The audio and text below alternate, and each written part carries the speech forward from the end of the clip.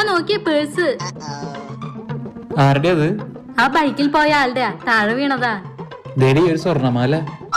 Super, നമുക്ക് ഈ മാല വിൽക്കാം. ഇത് വിറ്റ് കിട്ടുന്ന കാശ് കൊണ്ട് നമ്മുടെ എല്ലാ കടം തീർക്കാം. വേണ്ട, അയാളത് കഷ്ടപ്പാടിലുള്ളതെന്ന് നമുക്ക് അറിയില്ലല്ലോ, നമുക്ക് തിരിച്ചു കൊടുക്കാം. പിന്നെ അവർക്ക് അത്ര വിലയുണ്ടെങ്കിൽ അത് സൂക്ഷിച്ചു വെക്കേണ്ടതല്ലേ. ഇത് അവരുടെ അമ്മയുടെ ആവാലോ. അമ്മയുടെ വഴക്ക് കേൾക്കും, അത്ര തന്നെ. ഇത് വിറ്റിട്ടുള്ള കാശ് നമുക്ക് പാതി പാതി എടുക്കാം. എന്തായാലും ഇത് പാപാണ്, നമുക്കിത് അവരെ തേടി കണ്ടുപിടിച്ചിട്ട് കൊടുക്കാം.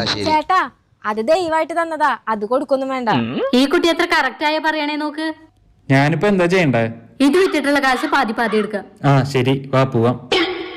എടി, നമുക്കിത് 3 പിരിച്ചിട്ട് ആ പെൺകുട്ടിക്കും കൂടി കൊടുക്കാം. വട്ടുണ്ട് നിനക്ക്. നല്ലവനായിരിക്കാം, എന്നെങ്ങനെ ഓവർ ആവരുത്. ശരി, എന്തേലും ചെയ്യേ. എന്റെ ഷെയർ എന്നിട്ടതായോ കുട്ടി, ഇത് എത്ര പവൻ ഉണ്ടാവും?